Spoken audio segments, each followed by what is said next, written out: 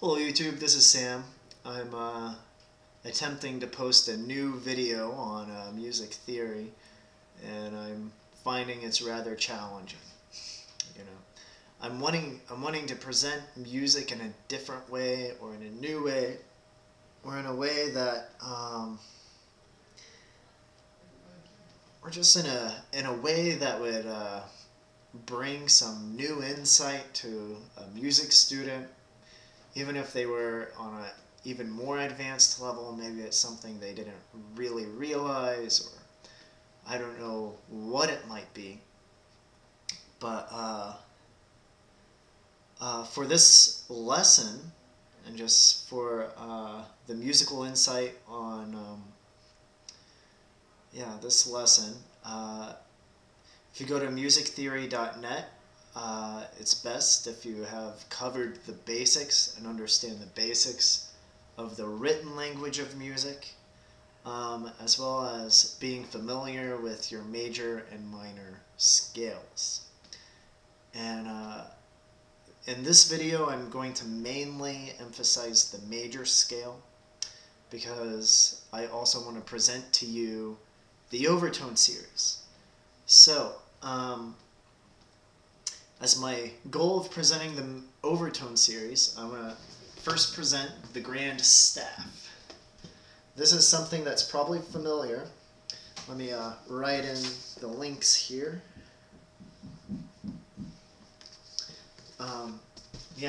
As for the written language, this is the grand staff, and this is usually used for the piano, or even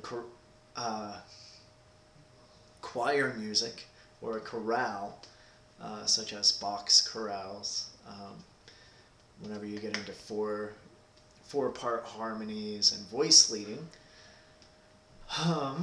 But I just wanted to point something out about the grand staff to help people recognize and have a fuller view of the grand staff, because something that's not necessarily always understood or always pointed out is that with the grand staff you have the G clef and you have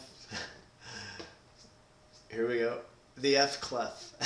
We have the G clef and the F clef, and then we have middle C. But the significance is, if you go a perfect fifth above C, you enter into G. So from C, you are actually a perfect fifth above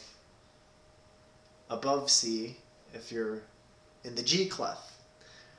And for the bass clef, you are a perfect fifth down from C for the F clef, which is also the bass clef. So what I want to point out is that, going up from middle C, the intervals are the same as if you're going down from middle C in the bass clef, which means that the bass clef is actually just a mirror image of the treble clef, and vice versa.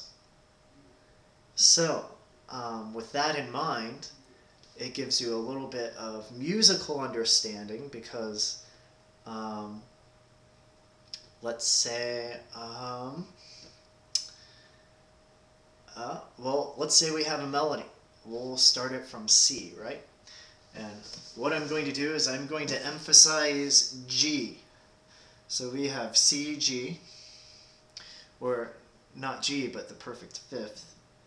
So C, G, these are the notes, and let's say we go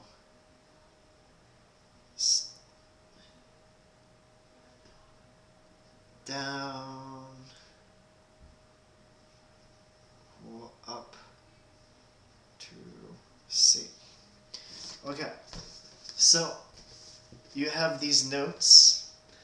This is going to be C to G, C to G, which is a perfect fifth, and then you go down one.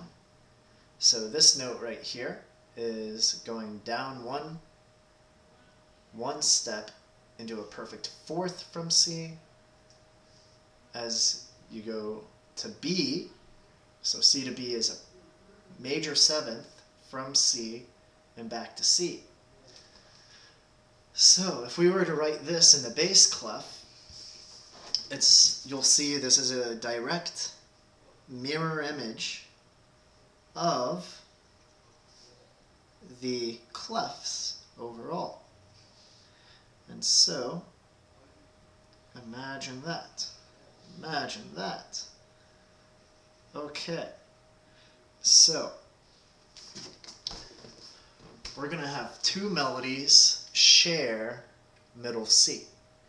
And this is me showing and giving an example that the treble clef is a direct reflection of the bass clef, and the bass clef is the direct reflection of the treble clef. So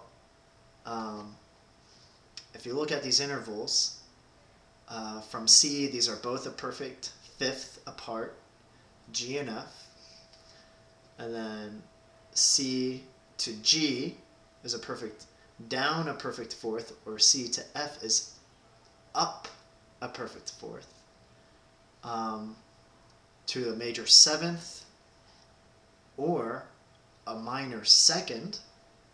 So this is D right here, up here is B, and back to C. And we might as well reconnect it to where it lands back on middle C. Let's just say that. Yeah, we'll just take the two C's out above and make it middle C. So it's like a tie. It's kind of like a tie. Okay, so there we go. Those are the intervals of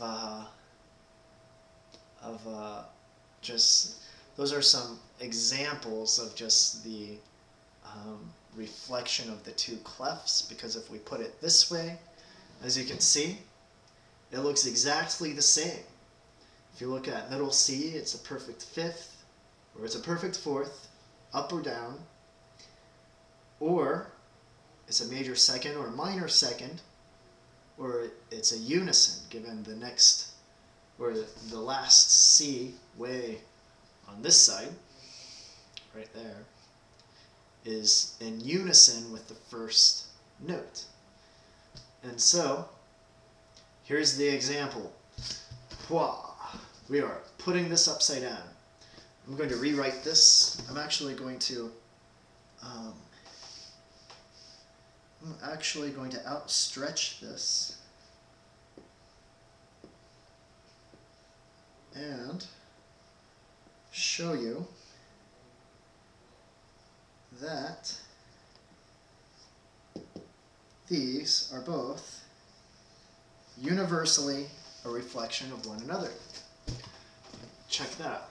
We have the same pattern, only backwards, from the treble clef to the bass clef. Or we have the same pattern forwards from the treble clef and the bass clef. It's the same. It's the same. It's the same. Wow. Wow.